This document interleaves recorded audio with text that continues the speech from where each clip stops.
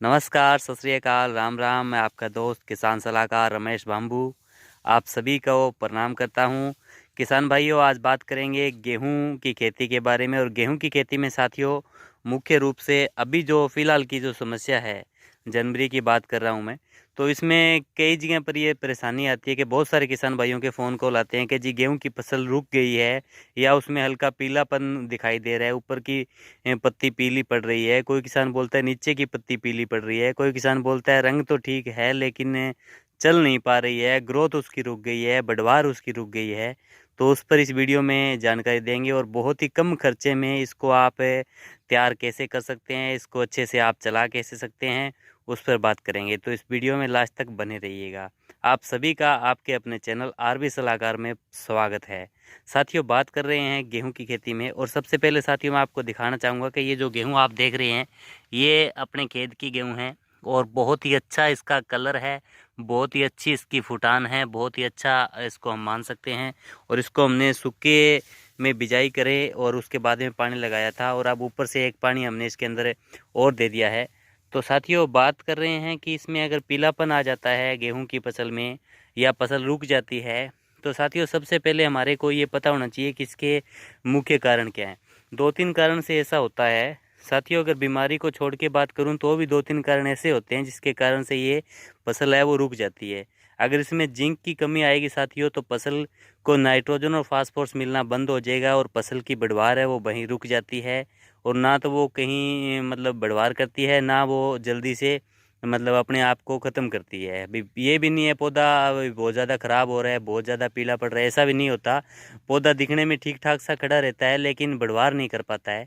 ऐसा खास तौर पे साथियों जिंक की कमी आने के कारण होता है। जिंक की कमी आने से साथियों क्या होता है कि जो आपकी गेहूँ है, उस गेहूँ के अंदर नाइट्रोजन और फास्फोरस मिलना बंद हो जाता है। जिस तरीके से किसी इंसान के मुंह के अंदर फाले हो जाते हैं, छाले हो जाते हैं, तो उससे क्या होता है साथियों कि उसके शरीर तो सही है लेकिन जीभ के सिर्फ छाले होने के कारण हमने भोजन करना बंद कर दिया। हमें कोई भी चीज़ हम यूज़ करते हैं तो उससे हमारे को जलन होती है। तो वो सेम सिस्टम है जिंक का। जिंक एक मतलब अति सूक्ष्म पोषक तत्वों में है। इससे महत्वपूर्ण तत्व और भी हैं फसल के लिए, लेकिन जिंक का ज़्यादा महत्व इसलिए देना पड़ता है कि ये मुंह में छाले की तरह हैं। और मुंह में छाले होते हैं तो हमारे शरीर में वीकनेस आना संभव सी बात है कि हम कोई भी चीज़ खाते पीते हैं उसमें कहीं ना कहीं हमारे को दिक्कत आती है। तो उसमें साथियों आप जिंक का इस्तेमाल कर सकते हैं। जिंक की कमी से पत्ते के अंदर हल्के हल्के धब्बे दिखाई देने दे लग जाते हैं। अगर आप सूरज की तरफ इसे करके देखेंगे तो उसमें आपको धब्बे दिखाई जरूर देंगे। और साथियों दूसरा कारण हो सकता है कि उसके अंदर सल्फर की कमी हो। सल्फर की कमी के कारण साथियों पत्ते जो है ऊपर से हल्दी पीले रंग के हो जाते हैं। हल्के पीले रंग के अगर पत्ते ऊपर से हो रहे हैं तो उसमें साथियों मान सकते हैं कि उसमें कहीं ना कहीं सल्फर की कमी है। और इसका इलाज भी बताऊंगा आपको सस्ते में किस तरीके से इसको ठीक कर सकते हैं।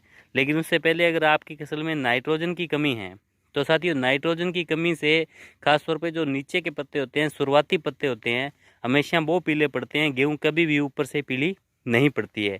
और किसान भाई, जब भी गेहूं अपनी पीली पड़ती है किसी भी तरीके से पड़ती है तो हमारे पास एक ही अल्टरनेटर है, वो है साथियों यूरिया। यूरिया ज़्यादा नहीं डालनी चाहिए। यूरिया ज़्यादा डालने से कभी पैदावार ज़्यादा नहीं होती है और यूरिया से पीलापन भी दूर नहीं होता है। लेकिन यूरिया की जब कमी है तो यूरिया डालना चाहिए। अगर नीचे के पत्ते पीले पड़ रहे हैं तो साथियों आपको यूरिया का प्रयोग अवश्य कर लेना चाहिए।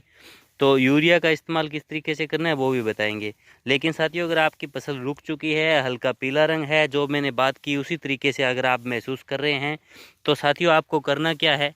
इसके लिए साथियों आपको करना है, आपको एक लेना है जिंक सल्फेट। 21% के अंदर एक जिंक सल्फेट नाम से एक प्रोडक्ट आता है, बड़ा सस्ता सा है। आधा किलो जिंक सल्फेट आपको प्रति 1 एकड़ के हिसाब से प्रयोग करना है। प्रति 1 एकड़ में अगर आप आधा किलो जिंक सल्फेट प्रयोग करेंगे तो भी आपको बढ़िया रिजल्ट मिलेगा। 21% जिंक सल्फेट ले लीजिएगा, उसमें सल्फर की मात्रा भी आएगी, जिंक की मात्रा भी आएगी। आधा किलो जिंक सल्फेट के लिए साथियों आपको 100 से 125 लीटर पानी का प्रयोग करना है। अगर आप उसके अंदर हल्का फुल्का सा नाइट्रोजन भी देना चाहते हैं तो साथियों आप आधा किलो 1 किलो तक नाइट्रोजन का घोल भी बना के और उसके साथ प्रयोग कर सकते हैं। अगर आपको लगता है कि यूरिया नहीं डालनी है, NPK डालना चाहते हैं आप 13 जी आपने 19 या 20 जो भी 18 तो आप साथियों इसके अंदर NPK का प्रयोग भी कर सकते हैं। अगर 1 किलो NPK और आधा किलो जिंक सल्फेट का प्रयोग करते हैं तो बड़ा सस्ते से में इलाज है। और इसमें जो तत्व की कमी है वो उसकी पूर्ति हो जाएगी। तो आपको कम से कम इसमें ध्यान क्या देना है साथियों, कि जब भी आप स्प्रे करें तो आपकी ज़मीन में नमी होनी चाहिए। नमी होने का मतलब साथियों को उसके अंदर पानी सिंचाई लगा होना चाहिए। पानी लगाए हुए आपको ज़्यादा समय नहीं हो, या उसमें सिंचाई की होनी चाहिए कि उसको ये ना हो कि हमें 1 हफ्ते बाद सिंचाई करनी है, अभी बिल्कुल सूखी है। तो उस अवस्था में इसको नहीं करना है, सिर्फ सिंचाई करके इसका प्रयोग करना है। या सिंचाई जैसे आपको लगता है कि कल सिंचाई करनी है तो आज इस स्प्रे का प्रयोग कर सकते हैं। बड़ा सस्ता सा अल्टरनेट है, बड़ा उपयोगी है, बड़ा लाभदायक है। बहुत अच्छे से आप इसका डाल के और अपने खेतों में इसका फ़ायदा उठा सकते हैं। अगर साथियों आप इनके साथ एक मैक्स पावर नाम से प्रोडक्ट आता है 250 ml, उसका अगर इस छिड़काव कर देते हैं तो जिस तरीके से मैंने आपको बताया, जिंक, सल्फेट और नाइट्रोजन 3 तत्व मैंने आपको बताए। अगर आप 3 की जगह पर 9 तत्व देना चाहते हैं साथियों, जिस तरीके से आप nitrogen, phosphorus, potash, calcium, magnesium, sulphur, zinc, iron, boron, cobalt, chlorine, molybdenum, ये सब तत्व अगर आप देना चाहते हैं अपनी गेहूं को, ताकि वो किसी भी तरीके से कमज़ोर नहीं रहे और पैदावार अच्छी मिल सके, तो आप इसमें साथियों मैक्स पावर 250 ml प्रति 1 एकड़ के हिसाब से 200 से 250 ml 100 लीटर पानी का प्रयोग अगर आप करते हैं तो 200 ml, अगर 100 लीटर पानी का प्रयोग करते हैं तो 250 ml, यानी 1 लीटर पानी में 2 ml आपको मैक्स पावर लेना है। बहुत किसान भाई पूछते हैं कि यार मैक्स पावर की डोज कितनी है, किस तरीके से डालें। साथियों डोज कभी भी एकड़ की, बीघे की, हेक्टेयर की नहीं होती है। एक्चुअली में डोज होती है सर साथियों, हम जिस तरीके से हम अपने खेत के अंदर पानी देते हैं, जितनी ढोलकी हम डालेंगे उसके हिसाब से दवाई की डोज होती है। तो आपको बता दूं 1 लीटर पानी के अंदर आपको 2 ml मैक्स पावर का प्रयोग करना है। तो आप 2 ml मैक्स पावर का प्रयोग करेंगे, इसके साथ आप जिंक सल्फेट भी डालेंगे। 30-40 रुपये का जिंक सल्फेट आता है आधा किलो, 21% वाला भी ले सकते हैं आप, और चिलेटेड में लेते हो तो बहुत ज़्यादा बढ़िया है। तो इसका प्रयोग करने से साथियों गेहूं की जो बढ़वार है वो बहुत जल्दी से